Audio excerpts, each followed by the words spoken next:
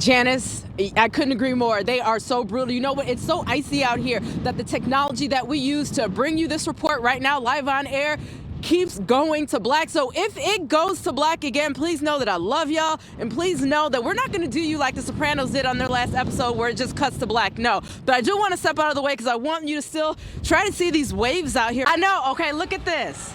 Is this not a work of art? Right? You got the pineapples on top. You know what I mean? You got the color. Like, you just want to eat this. I want to introduce you to the creator over to my right. This is Justin Hawkins. We're getting him in action. He owns Frostbite Shaved Ice. Now, Justin, we were saying off camera, I grew up and I thought this was called Italian ice. But clearly, this is shaved ice. Yes, Frostbite Shaved Ice. It's How's the artwork over on your side of town? Josh, you know I love art, so I love it no matter where I am. But yes, I got to show you this piece right behind me. It's called Transmigration, which means, you know, to move one place to the next. But the artist was telling me, an artist from Chicago, by the way, let me say that, was telling me that this was fashioned to look like, and was cut to look like a phoenix, which we all know is a symbol of hope. And what I love so much, too, I just love the contrast of the red and the orange right here. So as you walk and move, you can see the differences. But again, this is called Transmigration. You'll see it right out front of the DeVos Center here, and it's one of the amazing, beautiful artwork you will see around here. And get this, because today, though, is day one of Hispanic Heritage Month, we want to introduce you to an artist and a piece that is very special inside. So the event is over, but it was packed. The governor sat right here and made history, but she also talked about the significance of women and families not having to pay taxes on one of these.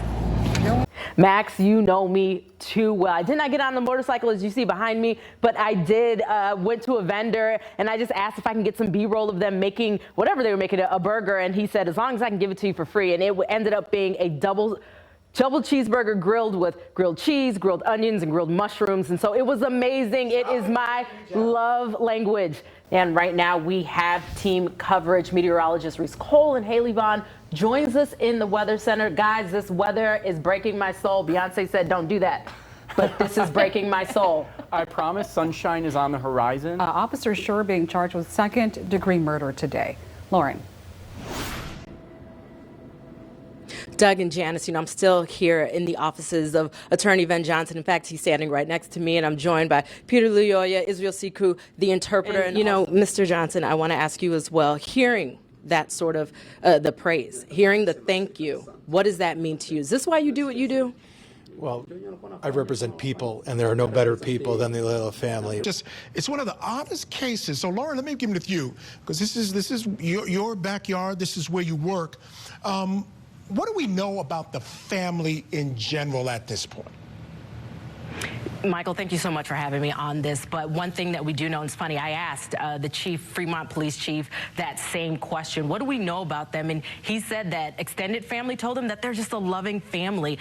When you just heard the soundbite there about the woman saying, yeah, they brought us cookies. Yeah, they were very loving and welcoming in that way, and that they had moved up from North Carolina, I believe Wilson, North Carolina, I think 4 years ago. And so they said they cared for their boys full time, who, you know, their boys have autism, and their mom, the grandmother, Suzette's mom, has dementia. So when I asked, he said they've been described as loving people.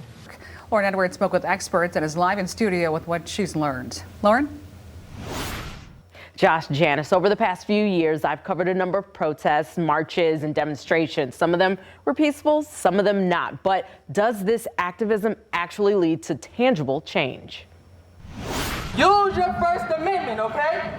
Certainly, you know, the community has all right to get out there and throw your fist up and yell and scream and bring attention to the problem. Say his name!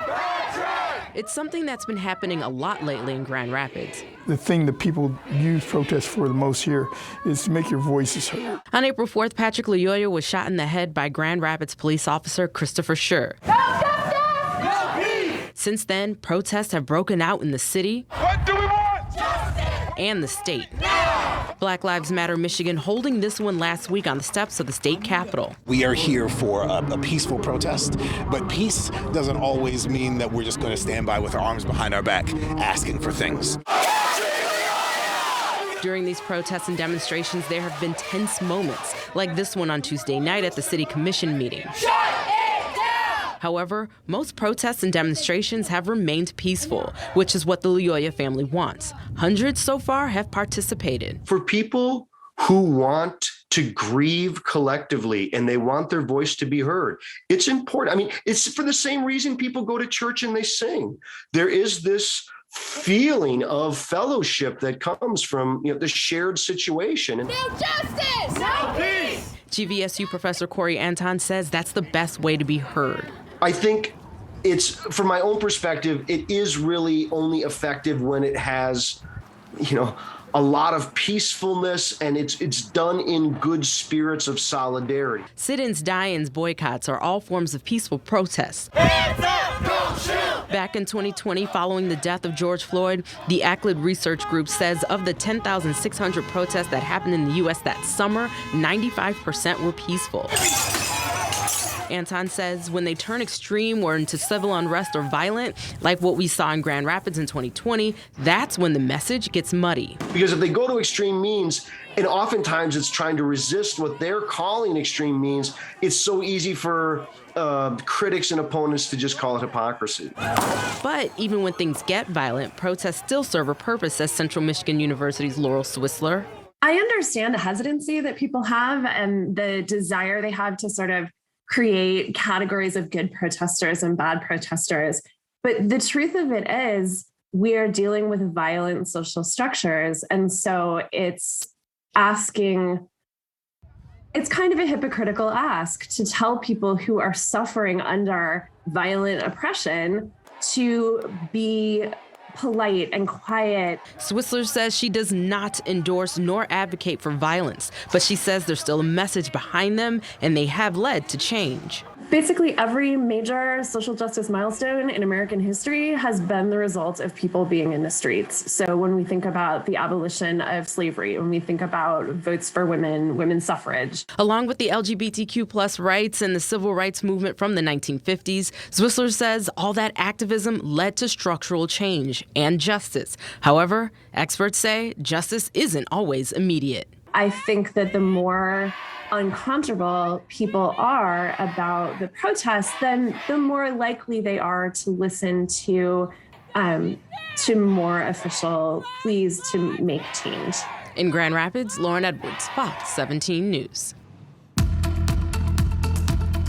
The first game of the season did not go the Lions' way here at Ford Field, but Coach Campbell and the players say they are determined to right their wrongs and get on track. Reese, thank you so much. Best news of the day, football is back. High five. Yeah, go Cowboys. Woo! Oh, God. Oh, sorry. And it all begins with Western Michigan football. They hit the practice fields today.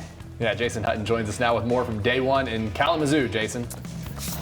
And it's just game one. Next week, they got the Commanders coming in. And then on the 25th, they head up to Minnesota to face the Vikings. Reporting here at Ford Field in Detroit, Lauren Edwards, Fox 17 News.